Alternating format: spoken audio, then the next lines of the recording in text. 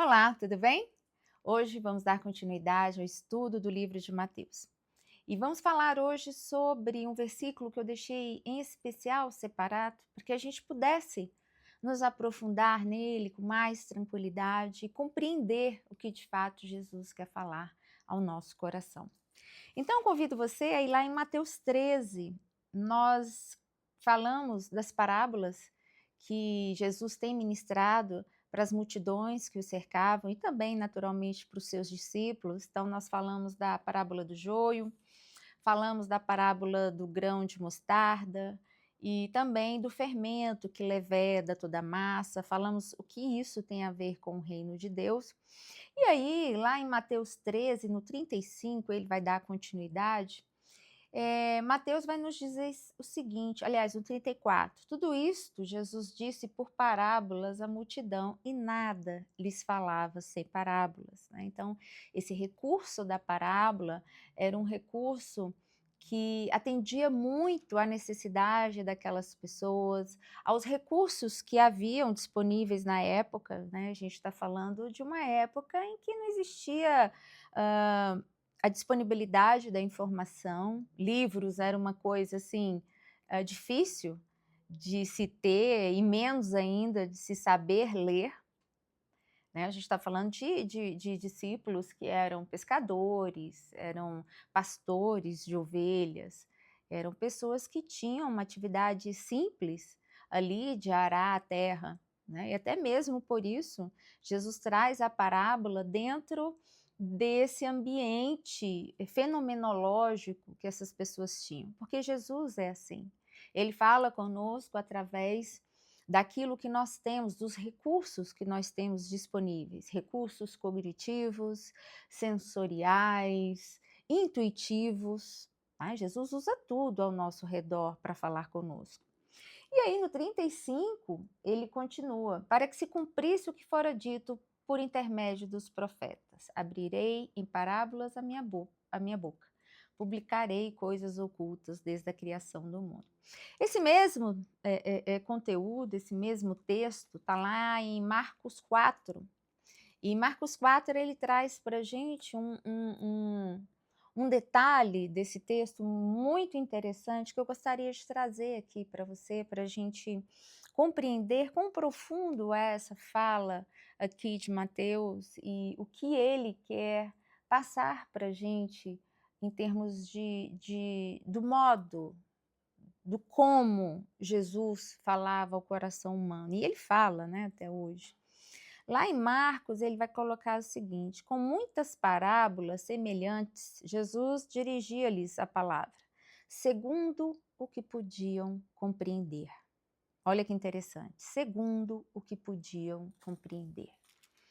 Porque o ponto de partida de Jesus na minha vida, naquilo que ele faz em mim, naquilo que ele faz por mim, o ponto de partida de Jesus é a minha vida em verdade, não é aquilo que eu faço para fora, não é aquilo que eu digo aqui nesse vídeo, não é aquilo que eu faço as pessoas perceberem em mim ou não. O ponto de partida de Jesus para operar na nossa vida não é esse. O ponto de partida é quem eu sou, a forma como eu compreendo, a minha história de vida, as minhas limitações, aquilo em que eu sou muito boa em fazer, em compreender. Jesus parte do único ponto de partida que nós, de fato, deveríamos partir, que é de quem nós somos de verdade. A partir dessa consciência, né? Jesus não trabalha e não me julga a partir daquela Cristiane que eu quero ser, mas a partir daquela que eu sou hoje, na minha vida, na minha existência, né? E por isso ele exige de mim que eu reflita e que eu compreenda as coisas a partir desse olhar. É aqui, ó.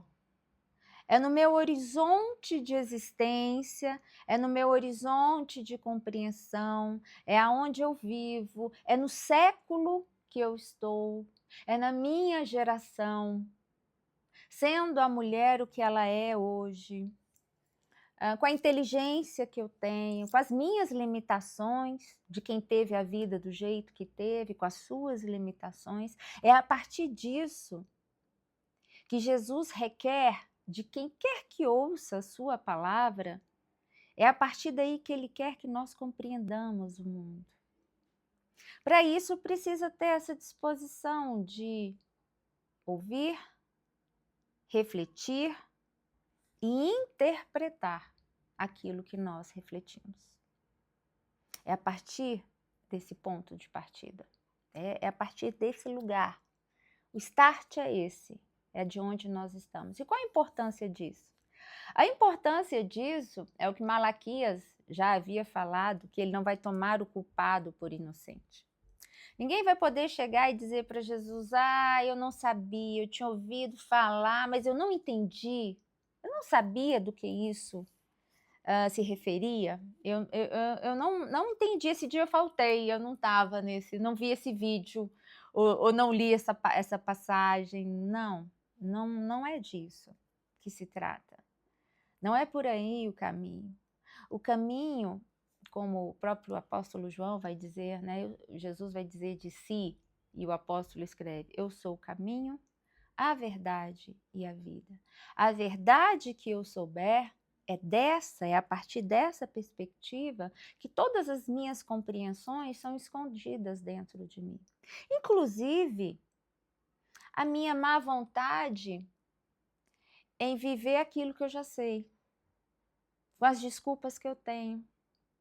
Inclusive isso é a partir daquilo que eu sei. Então, Jesus sabe exatamente o que cai no coração humano, o que está dentro da minha compreensão. É um processo que é construído em verdade diante de Deus, com equidade, que só será cobrado de cada um apenas e especificamente aquilo que você pôde compreender, aquilo que você pôde saber. E isso deve promover em nós uma inquietação no sentido de cada vez mais, né, a gente buscar clareamentos dessa compreensão, da gente buscar aproximação com essa compreensão, deixar ela clara, né, deixar ela dar frutos em nós a partir dessa busca de nos aproximarmos de quem é essa pessoa, Jesus. E isso cresce em nós enquanto consciência e não enquanto mandamento, há de se dizer isso. Essa compreensão a que ele se refere aqui, ela não cresce em nós pela via do mandamento, você tem que fazer, como eu já disse outras vezes, mas ela cresce em nós pela via da compreensão, pela via da aproximação do meu caráter com o caráter de Jesus, pela via da aproximação do meu olhar com o olhar de Jesus. É na busca por essa aproximação, é na busca por esse conhecimento da minha parte, é que eu vou compreendendo cada vez mais, com mais clareza, com mais discernimento, né? E com mais assertividade essa palavra.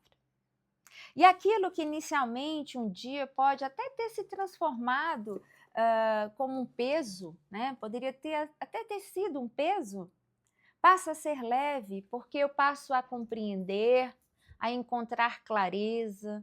Isso passa a fazer parte, né, das minhas rotinas, escolhas e percepções. E eu vou passando então a ter a mente de Cristo. Isso necessariamente não vem só por meio da palavra. Isso vem, como eu disse aqui, por meio de tudo. Essas pessoas, elas não tinham livros nem evangelhos. Elas tinham experiências com o Filho do Homem. Elas tinham experiências de ver milagres. Elas tinham experiências de serem tocadas, de seus corações arderem com uma simples conversa.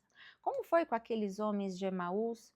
Como tantas vezes os próprios fariseus falavam entre si: como pode esse menino de que só tem 12 anos falar com tanta sabedoria? Como pode esse homem que nunca frequentou aí um seminário, nunca foi para uma igreja, entrou muito pouco numa sinagoga, ou seja lá o que for, como pode esse homem ter tanto conhecimento?